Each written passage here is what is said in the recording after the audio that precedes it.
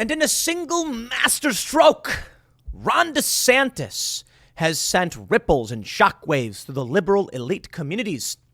Texas sheriff investigating DeSantis' role in flying migrants to Martha's Vineyard. The sheriff's move follows requests from Democrats for the DOJ to investigate DeSantis over the flights. They're screaming, they're crying, they're saying he's human trafficking. The funny thing is, Joe Biden was doing it long before DeSantis was. And the logic from Ron DeSantis' team is actually sound and reasonable. These are sanctuary districts that have been set up to accommodate these individuals, and he's sending them to the places where the resources are most readily available. And now, ladies and gentlemen, the liberal elites are recoiling in horror as it appears it has begun again. Judd Legum says one of the planes used in DeSantis' Martha's Vineyard stunt is currently scheduled to travel tomorrow from San Antonio to Florida to a small airport near Biden's house in Delaware. I'd like to extend an applause to Ron DeSantis. And I would just like to jump over very quickly the story from CNN. Ron DeSantis gets standing ovation from GOP voters after flying migrants to Martha's Vineyard. I'd like to add to this. I would encourage everybody to applaud for Governor Ron DeSantis, a masterstroke, genius, and you can see just why just how they're losing their minds. Now, we have here the itinerary for a flight that will likely be going to Joe Biden's home. I'm going to show you the map travel itinerary, but first, a word from our good friend Dave Smith, and we mean that one literally. Sometimes we're facetious. I want you to explain why this is so important. Dave Smith nailed it when he said, the Martha's Vineyard thing might be the best and clearest example of what so many of us have been talking about for years. The progressive elites advocate for policies that they never have to suffer the consequences of. And the one time they do, it ends quickly. They are against building a wall, but they live in gated communities. They are for gun control, but they have armed security. They destroy public education, but send their kids to elite private schools. They support mask mandates, but only their servants wear them at their parties. There are too many examples like this to list them off. And it's not just that they advocate for these policies, but that they demonize in the most vicious ways anyone who dare oppose them. This is why the elites are so rightfully hated in our society. Yes, indeed. And let me elaborate, good Sir Dave Smith. They're against building a wall, but they live in gated communities. Yes, they're against building a wall, but and this is because they are wealthy and can afford to spend $50,000 to $100,000 to put a wall around their property. They are for gun control, but they have armed security. That's right. They have to pay hundreds of thousands of dollars to millions of dollars per year for armed guards. They don't want you armed. It puts them at risk. So here's how it works. They make it so it's very, very difficult to have a gun. So only the ultra wealthy can afford people who have the time to pass those checks and get licensed to carry a gun. And then you don't get to. They destroy public education, but send their kids to elite private schools because they can afford it. They support mask mandates for you, but I don't have to wear it. Ladies and gentlemen, let me explain what the mask mandates thing. You know, private planes, you don't got to wear a mask, right? And let me explain, because a lot of people probably understand this. You can get a single engine Cessna or small aircraft for, depending on how old it is, could even be $20,000 to upwards of, private planes go for millions. But you don't have to be ultra wealthy. You could be someone who is making, let's say you make $300,000 a year, just a humble $300,000. At that rate, you can easily afford a private plane, which will allow you to fly around at your own discretion and leisure. And then you get a pilot's license, or you hire someone to do it. You hire someone short term. It is not the wealthiest that are avoiding the mask mandates. It's just them putting it on you. Because if you're making a small amount or you're flying for business reasons, you don't have the ability to control this. But I got to be honest, I'm looking at these small personal planes, and I'm like, there's no point in flying commercial if you can afford to spend a couple $100 a month to get a loan for a small private plane and then get a license to fly it yourself. It's way cheaper across the board than even flying commercial. And then you don't got to wear a mask. But anyway, I bring you now to the tweet of Judd Legum. He's freaking out because we got this tweet. showing, well, it's kind of hard to see the way the site is set up. Flight history for Ultimate Air Shuttle Flight UE-11, starting in Longview to San Antonio, to Crestview, to Georgetown, to Teterboro. Let me show you, my friends, here on this beautiful Google Maps. Let me show you what can you zoom out? Seriously, Google? All right, here we go. Here's the plan. This is the driving directions because Google can't do private plane directions. But this is the first airport. This is GGG, East Texas Regional Airport, just outside, well, I shouldn't say just, it's closer to Shreveport than Dallas. The plane is going to fly to San Antonio, Atlantic Aviation SKF. It's then going to land in Florida at Bob Sykes Airport. This is the itinerary. It is then going to land at Delaware Coastal Airport, which is, let me see, we have the airport code here is, I believe is GED, Georgetown. Now, here's the best part. Delaware Coastal Airport, Georgetown. Why, you pop over this road here, Route 9, straight over, and you get to a place called Rehoboth Beach. Now, I wonder, what could possibly be at Rehoboth Beach? Simply put, Joe Biden's house. Here you go. From KARE 11. They say President Biden's home offers respite from gilded cage at White House. He has only visited one since taking office.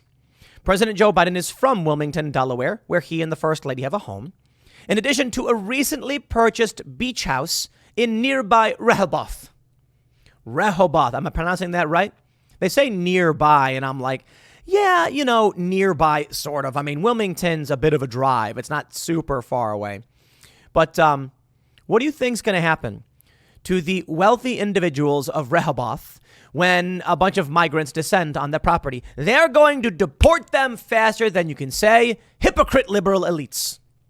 They'll be shipped off by the National Guard. And then, interestingly, the plane is then going to be landing at Teterboro. I wonder. I don't know how many people can fit on this plane. But why is it stopping in Florida? It's going Texas, Florida, Rehoboth, basically Georgetown, and then Teterboro. Teterboro is the airport for the ultra wealthy of New York.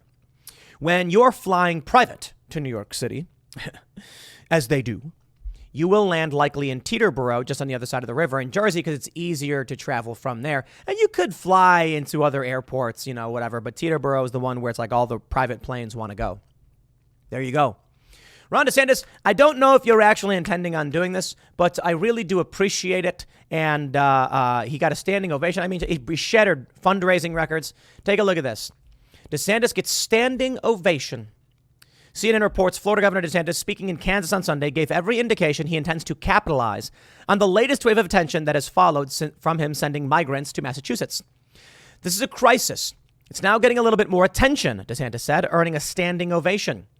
The reception DeSantis received in Kansas enforced the perception that last week's ploy accomplished more than just raising awareness for the border crisis. It also expeditiously thrust the Republican leader, who's running for re-election this fall, into the national spotlight as he weighs whether to run for president in 2024. Man, I got to say, you know, I was like, maybe Trump's the guy because he's going to fire everybody. But then DeSantis suspended that prosecutor. And I was like, that was pretty good. And now this move, I got to say, man, I think DeSantis is the guy for 2024. I think Trump made his mistakes. Trump had his time. I know a lot of people want Trump. And I'm not saying I'm like 100% all in for Ron DeSantis at this point, but I'm leaning towards DeSantis with moves like this. The dude has showed absolute, just brilliant tactfulness, stratagem. I think Ron has proven the dude has a plan. The dude can calculate, and he is hitting grand slams. Now, here's where it's important. Ron DeSantis, his team has explained very simply why they did what they did. The Texas sheriff is investigating DeSantis' role in flying migrants to Martha's Vineyard, but it's absurd. They say Bexar County Sheriff Javier Salazar, an elected Democrat, said that while he could not cite specific laws that may have been broken by relocating the migrants, his office will be investigating what he called an abuse of human rights. You are a psychotic cult scumbag. These people are genuinely evil. Dave Smith hit the nail on the head with the hammer. Ron DeSantis did nothing wrong at all. And this is just insane. They are so angered that you would dare oppose them, that even in Texas, they will use the weight of criminal law to go after a Florida governor for which he has no jurisdiction. Has no jurisdiction here. Somebody saw fit to come from another state, hunt them down, prey upon them, and then take advantage of their desperate. These people are pure gutter scum. How in Texas, I don't know, vote these people out. Just vote them out. We'll pop over to timcast.com and grab this article here, which breaks down why Ron DeSantis is correct. Texas sheriff opens investigation into migrant flight to Martha's Vineyard. Yeah, okay. Civil war, I don't know, call it whatever you want to call it. But this is just a whole new level of psychotic and insanity. You've got people like this, clearly with no right to do so, threatening some kind of criminal prosecution against someone who doesn't even live in their state. A governor, no less. Look at this. The migrants were flown to Massachusetts, blah, blah, blah. Yes, Florida can confirm that 2 planes with illegal immigrants that arrived in Martha's Vineyard today were part of the state's relocation program to transport illegal immigrants to sanctuary destinations. The governor's communication director, Taryn Fenske, told Fox News last week. States like Massachusetts, New York, and California will better facilitate the care of these individuals who they have invited into our country by incentivizing illegal immigration through their designation as sanctuary states and support for the Biden administration's open border policies. Full stop. You got 2 states. They send their reps to D.C. They all say, hey, we don't want illegal immigration that from one state. Another state says, we're totally fine with it. We're a sanctuary. Well, okay, you win this one, guys. So the state that says we don't want the illegal immigrants say they voted for it. They want to create sanctuary jurisdictions. We'll send them all your way. And now they're losing their minds. Criminal activity. Ron DeSantis, you are exploiting these people. Excuse me. You set up your jurisdiction as sanctuaries for these people. Are you saying we shouldn't send them to the sanctuary? No, we shouldn't. Keep doing it. Ron DeSantis should be sending thousands or more, as much as possible, to the sanctuary jurisdictions that have voted to accommodate these individuals. Because certainly having them at, was it Fort McHenry or whatever, having them, or McAllen? Why did I say, I think it's McAllen, Texas. Having them live under a bridge in the dirt. And then Ron DeSantis is like, look, this is a sanctuary jurisdiction. They can probably help you out. Now, get this. The National Guard comes into Martha's Vineyard, takes these people, sends them to Cape Cod, where they have accommodation. Look, they say, on Monday, the sheriff announced a criminal probe. We are opening a case. An investigation with regard to the suspected activities involving the 38 migrants from Venezuela, Salazar said during a press conference. I can imagine that's how he said it. In a Facebook post with a live stream press conference, the sheriff said, blah, blah, I want to get reelected, so I'm spitting on the floor and pandering to people to vote for me. He didn't really say that. I'm giving you my thoughts. The sheriff claimed the migrants were sent to the elite vacation spot under false pretenses, and that they were exploited and hoodwinked into making this trip to Florida and then onward to Martha's Vineyard for what I believe to be nothing more than a political posturing to make a point. DeSantis' office argued that they were not lured and boarded the flight willingly. Immigrants have been more than willing to leave Bexar County after being abandoned, homeless, and left to fend for themselves.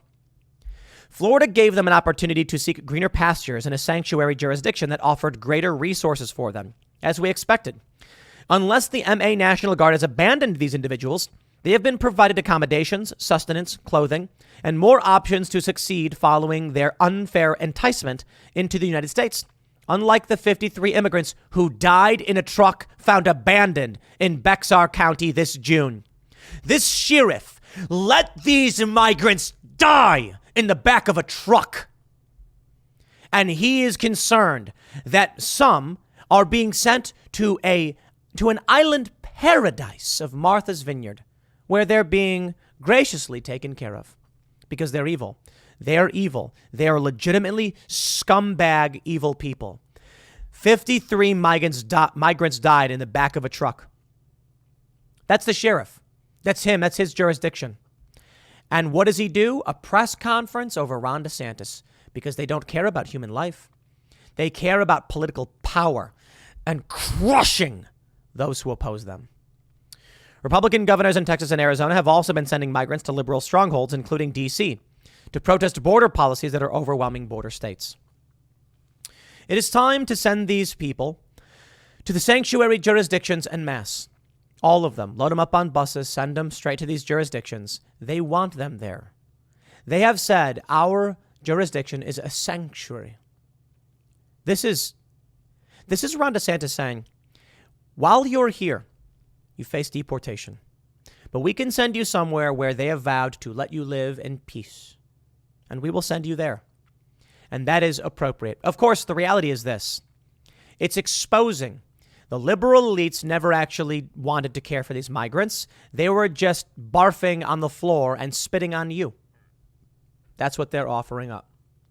You see, when they create sanctuary jurisdictions, they know they don't actually have to abide by them. They know that they don't actually have an illegal immigration problem. So what's the point of doing it? To spit in the face of the voter. That's it. They say they will take away your guns, but they will have armed security. They say we're a sanctuary, but they don't actually have immigration problems the way the border states do. And they want you all in Texas and Florida and New Mexico and Arizona to suffer. Here's the funny thing. In El Paso, the Democrats have been sending migrants out because they're dealing with a crisis they can't accommodate. They can't handle. This is what we have to deal with in this country. Democrats, in my opinion, are overwhelmingly, not all of them, narcissistic, arrogant, and ignorant. Republicans also have their fair share. Don't get me wrong. But right now, there's a coalition. You have moderates, independents, traditional liberals, and libertarians, more so in line with conservatives and people like Ron DeSantis. Because of this, you are getting a right that is actually sane, somewhat knowledgeable, and attempting to be fair and balanced. Ah, the old fair and balanced. You see, because of this coalition, you have an eclectic bunch. We're more likely to know what's happening. We're more likely to look into the news. And the Democratic Party is becoming the party of ignorant psychopaths and narcissists. They don't know what they're voting for. They don't care. And they just want to win. They say that this is criminal and it's evil.